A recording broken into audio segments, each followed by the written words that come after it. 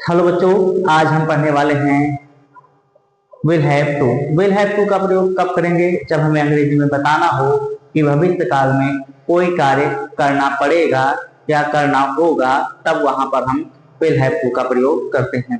तो आइए बेसिक से रूल और एग्जाम्पल के माध्यम से इसको पूरा का पूरा समझते हैं। तो देख लेते हैं। इसकी पहचान होती है करना होगा या करना पड़ेगा।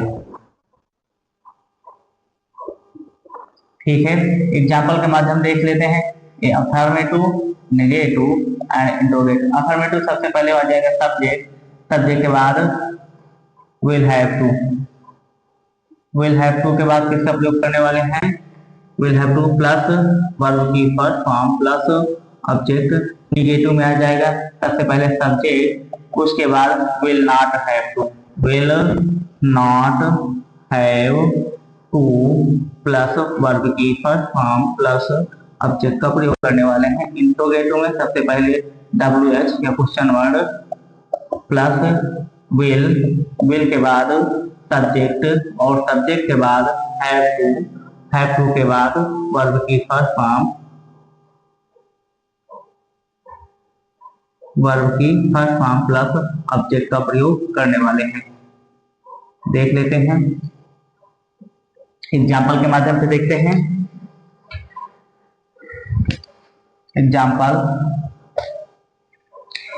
देखते हैं। कह दिया जाए कि हमें अंग्रेजी सीखनी होगी। हमें अंग्रेजी सीखनी होगी या तुम्हें अंग्रेजी सीखनी पड़ेगी या हमें अंग्रेजी सीखनी पड़ेगी। तब सबसे पहले हम सब्जेक्ट होता है वी, तो वी की अंग्रेजी कर देते हैं और उसके बाद हम विल हैव टू का प्रयोग करते हैं। वर्ब होता है सीखना के बाद ऑब्जेक्ट हो गया अंग्रेजी। तो देख लेते हैं, वी के बाद will have to, will have to के बाद प्रयोग करने वाले हैं लर्न। क्या सीखने की बात कर रहा है? इंग्लिश।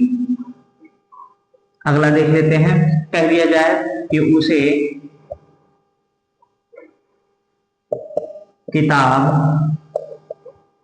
खरीदनी पड़ेगी। किताब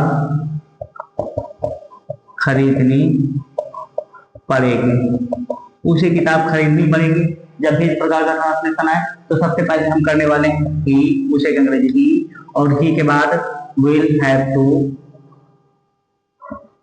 विल हैव टू के बाद प्रयोग करने वाले हैं वर्ब। वर्ब होता है खरीदना की अंग्रेजी होती है बाई। क्या खरीदने की बात कर रहा है? बुक, तो बुक की अंग्रेजी। अगला देख लेते हैं तीसरा। तीसरा कह दिया जाए कि तुम्हें नदी नहीं पार करनी, तुम्हें नदी नहीं पार करनी पड़ेगी या तुम्हें नदी नहीं पार करना पड़ेगा। तो सबसे पहले क्या हो जाएगा? तुम्हें की अंग्रेजी आ जाएगी यू। यू के बाद हम किसका? Will not have to. Will not have to, will not have to का प्रयोग करेंगे। उसके बाद वर्ब की फर्स्ट फॉर्म, वर्ब क्या है यहाँ पर? क्रॉस करने की बात कर रहा है, पार करने के लिए। क्या पार करने की बात कर रहा है? रिवर। आगे देख लेते हैं। चौथा कह दिया जाए उसे तालाब में नहीं तैरना पड़ेगा। उसे तालाब में नहीं तैरना पड़ेगा। तो सबसे पहले हम उसे की अंग्रेजी लिख लेंगे ही, ए के बाद will not have to, will not have to, will not have to के बाद प्रयोग करने वाले हैं तैरना की अंग्रेजी आती है स्विम। कहाँ तैरने की बात कर रहा है? इन द पॉन्ड या पूल भी कह सकते हो। चलिए आगे देख लेते हैं इंट्रोगेटिव। इंट्रोगेटिव में कह दिया जाए कि क्या तुम्हें कपड़े धुलने पड़ेंगे? क्या तुम्हें कपड़े धुलने पड़ेंगे? भविष्य काल की बात कर रहा है। जब भी क्या से शुरू है तो कहाँ शुरू हो जाएगा? Will say. और विल के बाद सब्जेक्ट यू, यू के बाद हैव टू, हैव टू के बाद किसका प्रयोग करने वाले हैं? विल के बाद हैव टू, वर्ब के फर्स्ट फॉर्म के बाद ऑब्जेक्ट। तो वर्ब क्या है, धुलना की होती है वॉश। क्या धुलने की बात कर रहा है, कपड़े, क्लॉथ्स। बहुत सारे कपड़े हैं इसलिए यस वाला। ठीक है, अगला देख लेते हैं। कह दिया जाए कि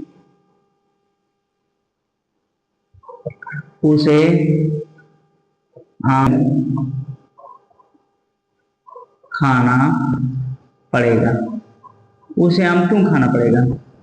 जब भी इस प्रकार का ड्रॉप होता है तो सबसे पहले, क्योंकि अंग्रेजी भाई, और भाई के बाद किसका प्रयोग करेंगे, भाई के बाद हम विल का प्रयोग करने वाले हैं, और विल के बाद किसका प्रयोग करेंगे, सब्जेक्ट। सब्जेक्ट क्या है, ही, और ही के बाद किसका प्रयोग करने वाले हैं, हैव टू।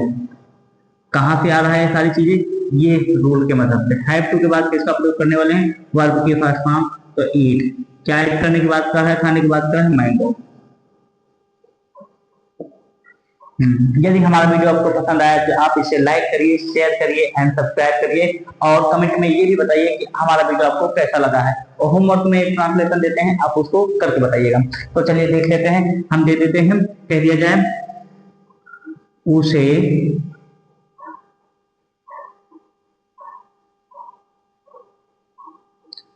ठंडा पानी पीना